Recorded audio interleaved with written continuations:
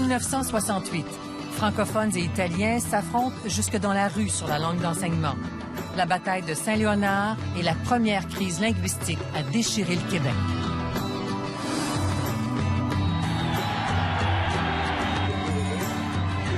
Tire des officiers!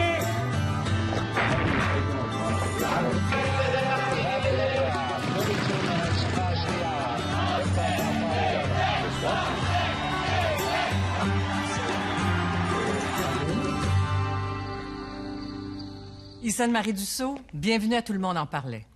La loi 101 est devenue depuis 30 ans le symbole du fait français et de la paix linguistique au Québec. La loi 101, c'est aussi l'aboutissement d'une crise linguistique qui a commencé à la fin des années 60. En effet, si aujourd'hui des immigrants vont à l'école française, on le doit d'abord à ces parents déterminés à l'époque à voir leurs enfants grandir dans un Québec français. En fait, tout a commencé à Saint-Léonard.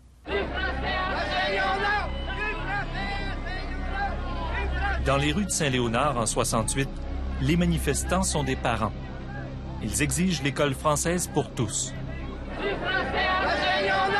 y compris pour les enfants des immigrants, en grande partie des Italiens. Il ne semble pas du tout partager vos vues. C'est-à-dire qu'il ne semble pas comprendre nos vues. J'ai vu une de leurs déclarations qui disent qu'on sème la haine raciale et la scission entre deux groupes dans une même communauté, alors que c'est exactement le contraire. Raymond Lemieux a 35 ans. Jeune architecte, marié, 3 enfants, il habite le quartier. Il devient spontanément la voix des parents francophones de Saint-Léonard et du coup, l'ennemi des Italiens et des anglophones. Dans mon esprit, j'ai jamais senti qu'on s'attaquait aux Italiens de Saint-Léonard.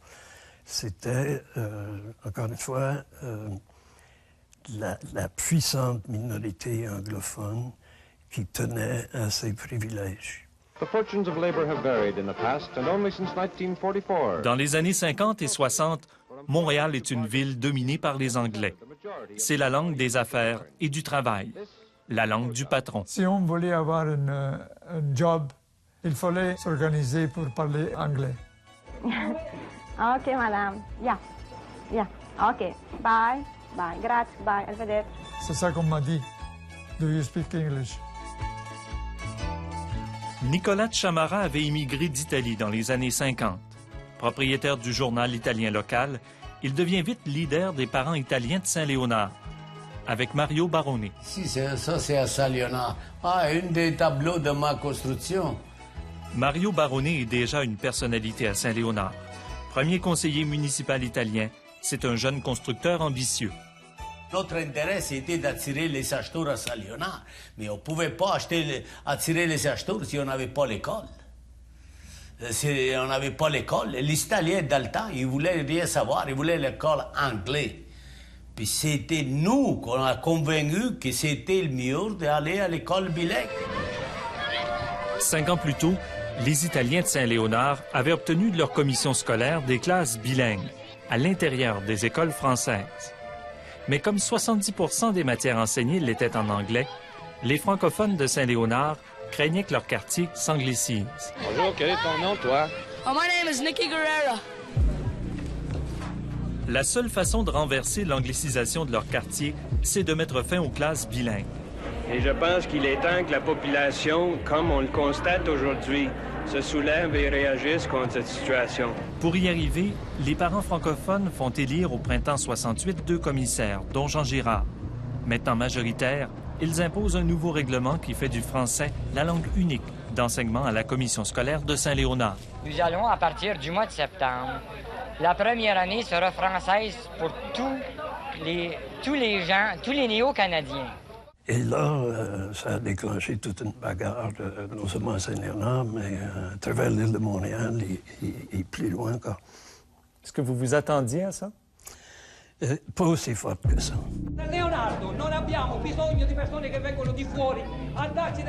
Les Italiens s'insurgent. Pour eux, il est hors de question de perdre leur classe bilingue. Oh, moi, j'ai réagi, j'ai dit, je vais tout faire, on va se battre pour avoir l'école bilingue. In 1 year, we can teach the children to speak French under this system. Les Italiens trouvent en Robert Beale, un anglophone de Saint-Léonard, leur nouveau leader. But the very thing being that their children born in Canada are Canadian citizens and not neo-Canadians as the separatists like to call them. Irlandais d'origine, un tempérament vif et bouillant, Robert Beale devient l'adversaire de Raymond Lemieux.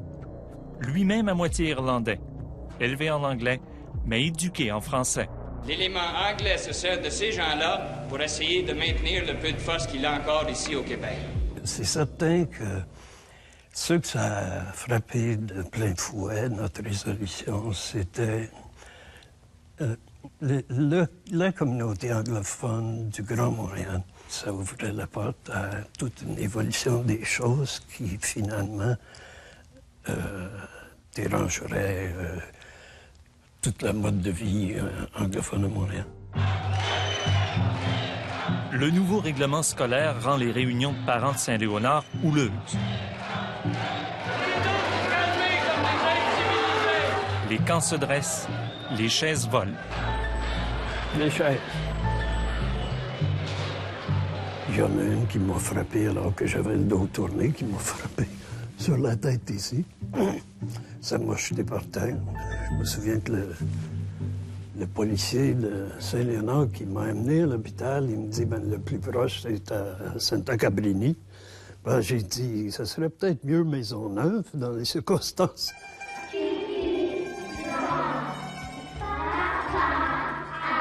À l'automne 68, pour défier le nouveau règlement scolaire, les parents italiens boycottent les classes unilingues françaises de première année. We will not make any decisions until we hear the outcome of that verdict. In the meantime, I beg you to stay with your decision that you made 3 weeks ago in this hall. Keep your children out of school. La bataille linguistique ne fait que commencer.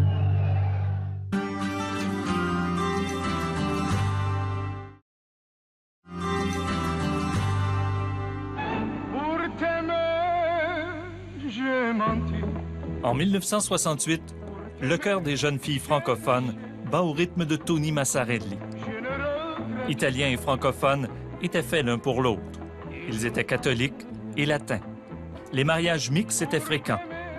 Mais les liens qu'entretenaient les Italiens avec les anglophones étaient perçus comme une tromperie. Alors, confronté avec un dilemme, qu'est-ce que vous allez faire? Le français, c'est plus facile pour les Italiens de l'apprendre. L'anglais, c'est une force majeure qui poussait les personnes à apprendre cette langue pour pouvoir travailler. À l'automne 68, les parents italiens doivent choisir leur camp. Obéir au nouveau règlement de la commission scolaire ou résister.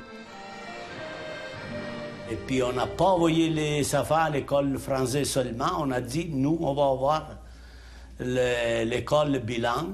Mais pour établir les classes bilingues clandestines, il fallait du soutien financier. Mr. Mario Baroni, who has offered to put one complete classroom at his facilities, and he'll supply it and have it ready for the children when this plan goes into effect. Les appuis viendront des hommes d'affaires italiens et des enseignants des écoles catholiques anglaises, des écoles remplies à 70% d'immigrants. Robert Dauby est directeur adjoint du syndicat. Fait que c'est Bill qui nous a rencontrés, puis là, on l'a pris, nous, parce que nous, qu'est-ce qu'on voyait, c'est que si ça réussit à Saint-Léonard, peut-être la même chose que le gouvernement à l'époque pourrait songer, hey, peut-être qu'on ferait ça partout, là.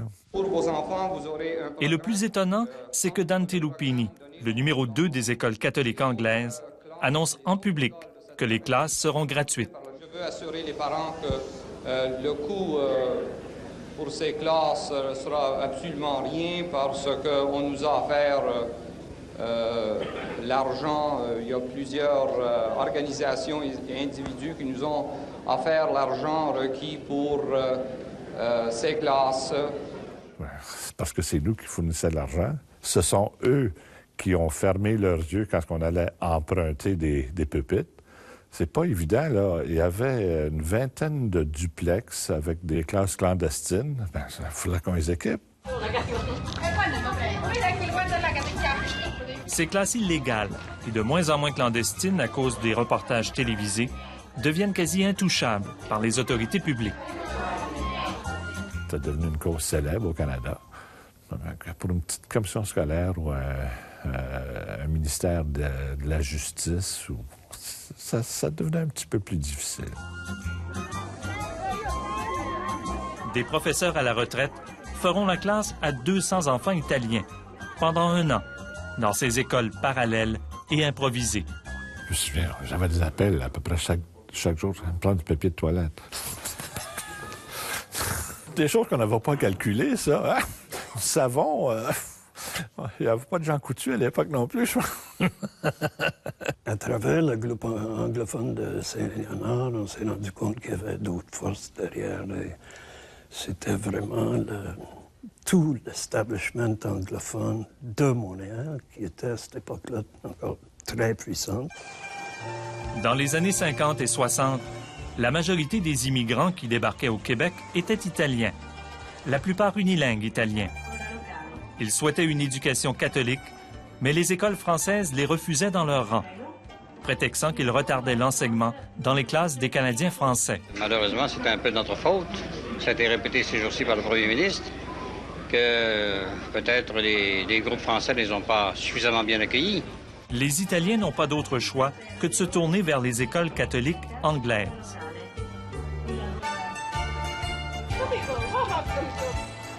En négligeant l'intégration des immigrants, on gonflait les rangs des anglophones. Et au rythme où allaient les choses, Montréal ne serait plus longtemps à majorité française.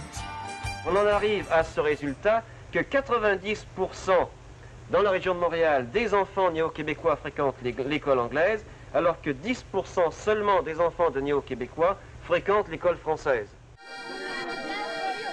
L'allégeance linguistique des immigrants devenait une question de survie pour les francophones.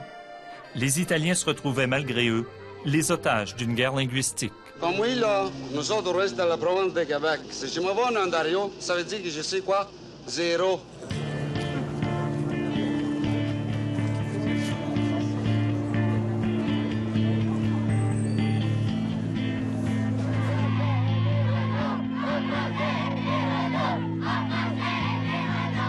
En marge des classes parallèles, survient un événement qui devait précipiter la crise de Saint-Léonard. À l'automne 68, à l'école secondaire Aimé Renault. La commission scolaire régionale veut alors déménager les étudiants francophones pour donner leur école aux anglophones. C'en est trop. Le mouvement de Raymond Lemieux organise une occupation. Ce n'est pas un appel à la violence que je fais ce soir. J'invite les gens à travers le Québec à se prononcer sur cette question et à nous dire de façon concrète s'ils croient que nous avons raison ou s'ils croient que la police provinciale du Québec aura raison de faire évacuer l'école. Ils l'ont bien mérité. Jour et nuit, les étudiants occupent l'école.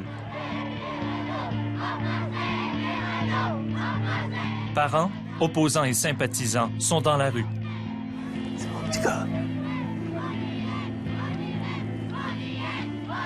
Les médias, évidemment, nous aidaient, ils couvraient l'actualité et les Québécois se réveillaient. Combien êtes-vous en ce moment? Actuellement, environ 90. Ça augmente.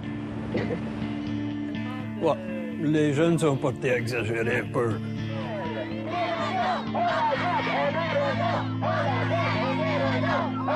Nous avons gagné! Après une semaine d'occupation, la commission scolaire régionale Le Royer cède. L'école Aimé Renault va rester française. Oui, c'était une belle victoire.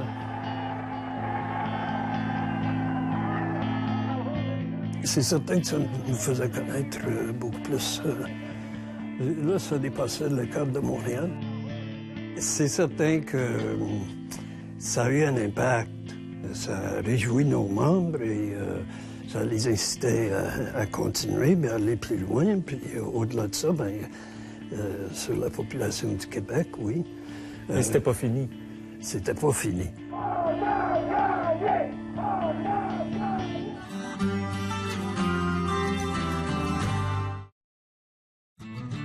Pour en savoir plus sur les crises linguistiques, vous pouvez visiter notre site Internet à radio-canada.ca/parler.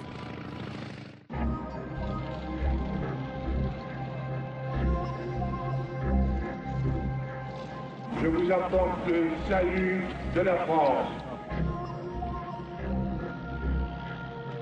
Vive le Québec! Vive le Québec libre! Depuis la visite du général de Gaulle en 1967, le fait français a pris du galon et le Québec de l'envergure. La langue française devient le nouveau symbole du nationalisme ambiant. Des studios de Radio-Canada à Québec, le premier ministre du Québec, M. Daniel Johnson, donne une conférence de presse. Le 25 septembre 1968, Daniel Johnson est de retour.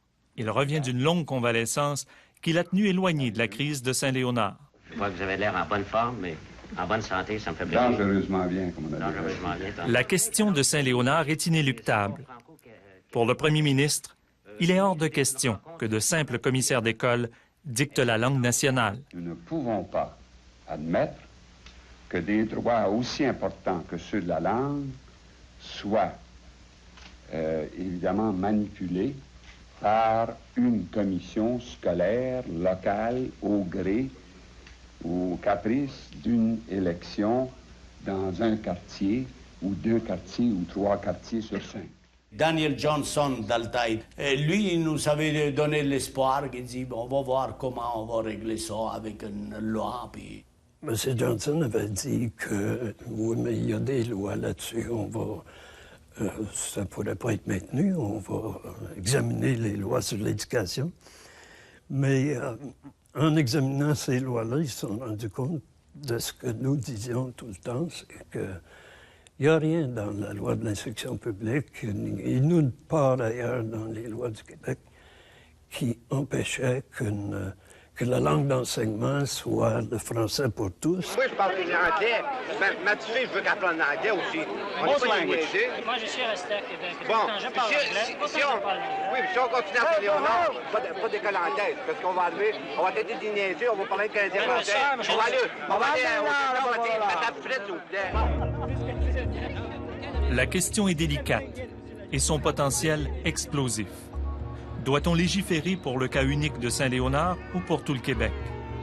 Daniel Johnson n'a pas de réponse simple.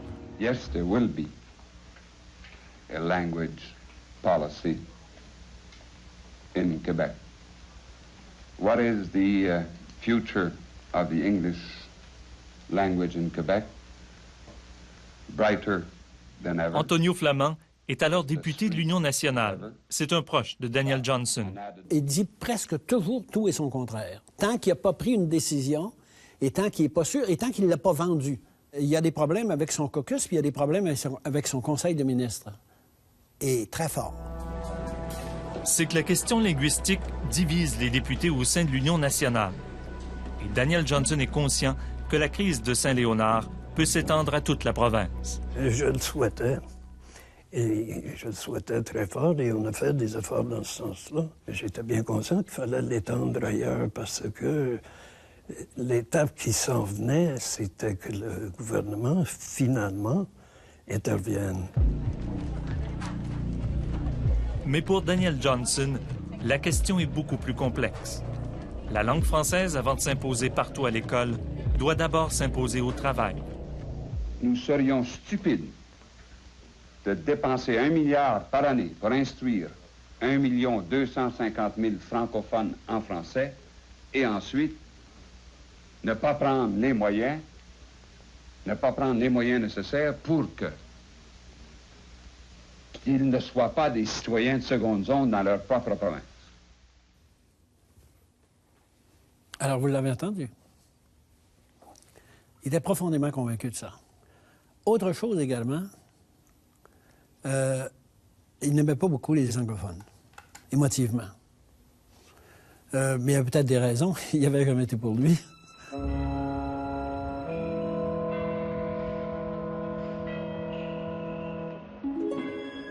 Daniel Johnson n'aura pas le temps de trouver une solution raisonnable.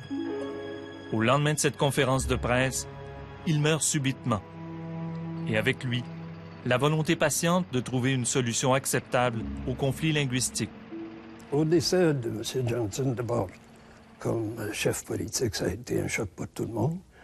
Et ensuite, on savait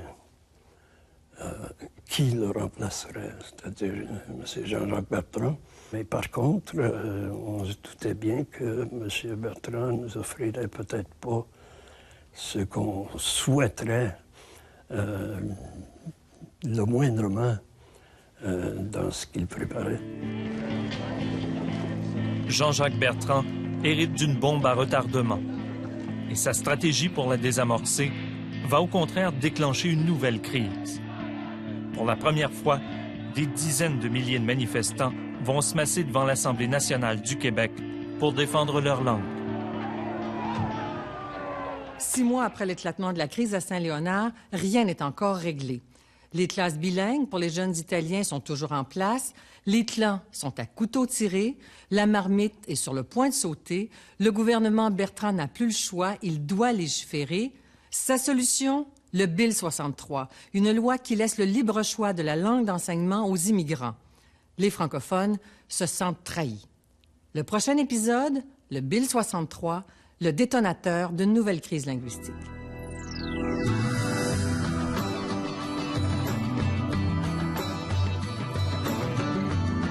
J'ai toujours eu espoir, j'ai dit, après la tempête, il y a le soleil qui revient.